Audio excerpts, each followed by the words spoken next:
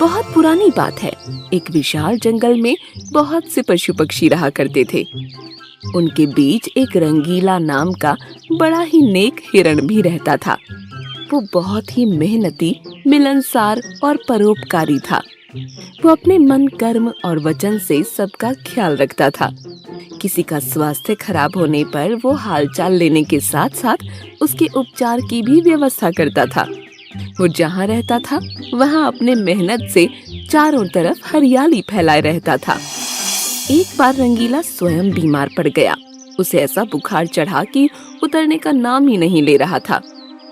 उसने स्वयं कुछ जड़ी बूटियां खाईं, लेकिन कोई लाभ नहीं हुआ।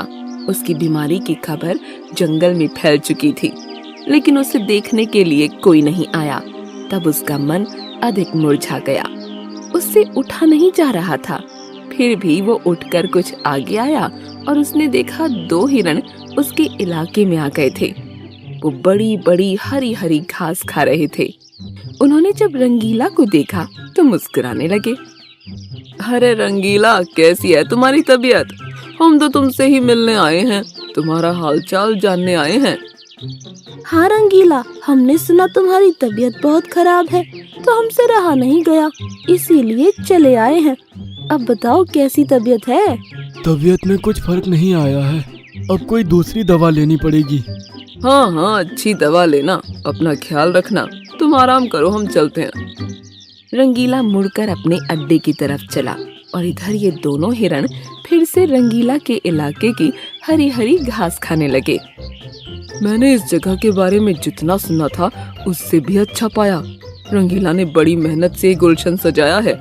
चारों तरफ हरियाली ही हरियाली है। देखकर और खाकर तबीयत हरी हो गई। आज पेट भरकर खा लेता हूँ, कल रंगीला से मिलने के बहाने फिर आऊंगा। मुझे रंगीला की तबीयत से क्या लेना? ये हरियाली खींच लाई है मुझे। मैं भी तुम्हारे साथ कल आऊंगा। दोनों हिरणों का जब पेट भर गया तब वो वहाँ से चले गए। अपने इलाके में जाकर वो रंगीला के इलाके की हरी हरी घास की तारीफ करने लगे। अरे भाई, यहाँ सूखी घास खाते पड़े हो। जाओ रंगीला के दरबार में, वहाँ चारों तरफ हरियाली ही हरियाली है। वहाँ जाओ, रंगीला का हालचाल पूछो और पेट भरकर हरी हरी घास खाओ। रंगीला बहुत अच्छा है, बड़ा नेक है। उसके बीमार होने पर भी हमें हरी घास खाने के लिए मिल रही है। इससे अच्छी बात और क्या हो सकती है? बहुत सारे हिरणों की टोली बन गई और सब रंगीला के पास पहुंच गए उसका हालचाल पूछने। पहले तो रंगीला को इस बात की बड़ी खुशी हुई कि कितने सारे लोग उसका हालचाल जानने के लिए आ गए। उसके बाद का नजारा देखकर उसका सर ही चकरा गया। सारे हिरण उसके इलाके की घास खाने में जुट गए थे। कुछ हिरण फल भी खा रहे थे। उनके पास सर उठाकर इधर उधर देखने की भी फुर्सत नहीं थी। रंगीला बेचारा मन ही मन सोचने लगा कि ये लोग मेरे पास 2 घड़ी भी नहीं रुके और घास खाने के लिए जुट गए। अब यही हाल रहा तो मेरे इलाके की सारी घास साफ हो जाएगी। मेरे खाने के लिए भी कुछ भी शेष नहीं बचेगा। कुछ देर बाद रंगीला का एक मित्र मोनू भालू आ गया। उसे आने में देर हो गई थी। माफ करना दोस्त, मैं तुम्हारे लिए औषधि की तलाश में गया था और मुझे बहुत दूर जाना पड़ा। औषधि तो मिल गई, लेकिन आने में देर हो गई। इसे तुम खा लो और जल्दी से ठीक हो जाओ। रंगीला ने औषधि खाई और उसे कुछ समय के बाद आराम मिलने लगा। उसका दोस्त मोनू उसके साथ ही रुका रहा। 2 दिन के बाद रंगीला की तबीयत ठीक हो गई, लेकिन उसके खाने के लिए न घास बची थी न कोई फल बचा था। उसकी सारी मेहनत पर पानी फिर गया था। वो उदास हो गया। दोस्त रंगीला, मैं जानता हूँ ये मतलब का संसार है। ज्यादातर सब दोस्ती का दिखावा करते हैं, सब अपने फायदे की सोचते हैं। तुम चिंता मत करो, हम दोनों मिलकर गुलशन सजाएंगे, एक नई दुनिया बनाएंगे।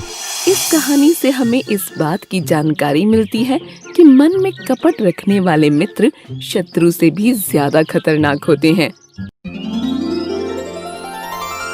एक जंगल में एक हिरन घास खाने के बाद इधर उधर कूद रहा था। वो बड़ा सिरफिरा था।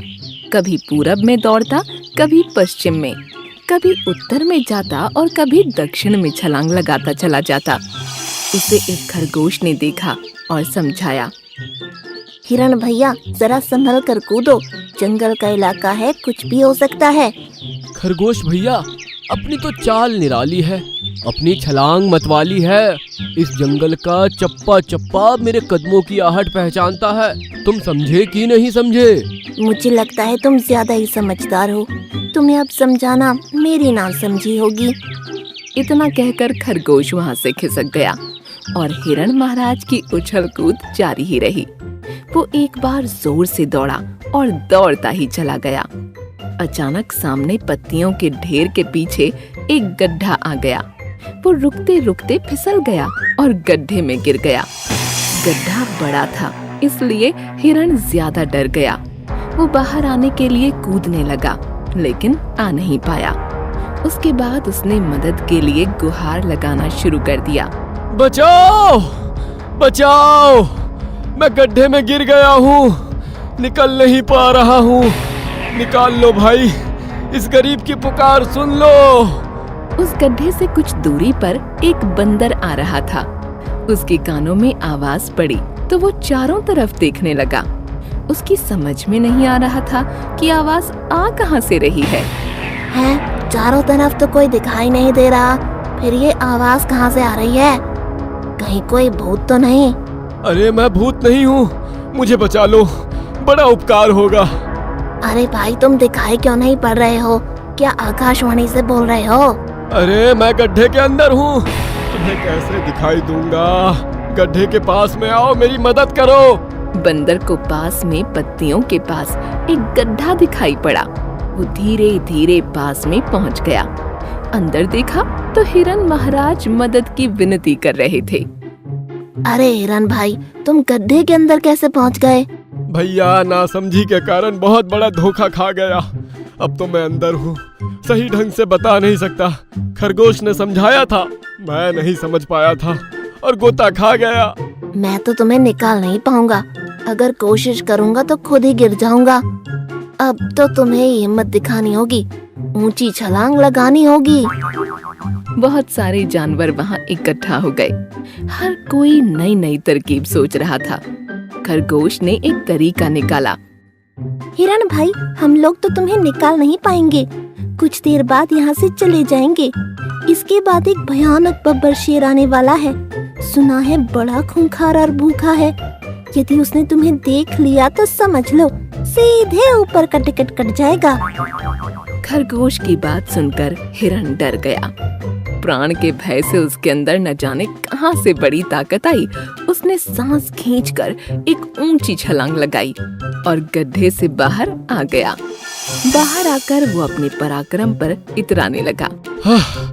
ये पैंतरा मेरा पुराना है, कभी कभी आजमाता हूँ और लंबी छलांग लगाता हूँ। वो सबके सामने अपनी बड़ाई हाँक रहा था। उसी समय सियार ने प्रश्न किया। अरे हिरण भाई, तुम्हारी नजर तो बड़ी तेज है, इतना बड़ा गड्ढा तुम्हें दिखाई नहीं दिया? क्या गड्ढे ने तुम्हें अंदर खींच लिया? अम्मा यार, सच सच बताओ, तुम गिरे कैसे? सियार के प्रश्न पर हिरण खुश हो गया। सियार भाई, तुमने अच्छा प्रश्न किया है, मेरा दिल जीत लिया है। अब मैं सही जगह पर आ गया हूँ, इसलिए इसका उत्तर बताने में मुझे अधिक आसानी होगी। सभी लोग एक तरफ खड़े हो जाओ, मैं बताता हूँ कि मैं गिरा कैसे। हाँ। हिरण पीछे आया और जोर से दौड़ते हुए उसी गड्ढे में कूद गया। इसी तरह मैं गड्ढे में गिर गया था। उसकी इस हरकत से सभी हैरान रह गए। अरे भोंदू, तुमने ये क्या कर दिया? अपने आप को फिर से गिरा लिया। खरगोश भाई, तुम नहीं समझोगे, ये अपना अंदाज है। अभी फिर से छलांग लगाऊंगा और बाहर निकल आऊंगा। ये कहकर हिरण ने ऊंची छलांग लगाई, लेकिन बाहर नहीं निकल पाया।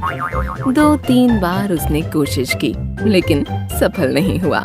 ये हिरण दिमाग से पैदल है, भला कोई गड्ढे में फिर से गिरने का प्रयोग करता है। बार बच गया, फिर अपने ही मूर्खता से फंस गया। अब तो लगता है यह गड्ढे में ही रह जाएगा।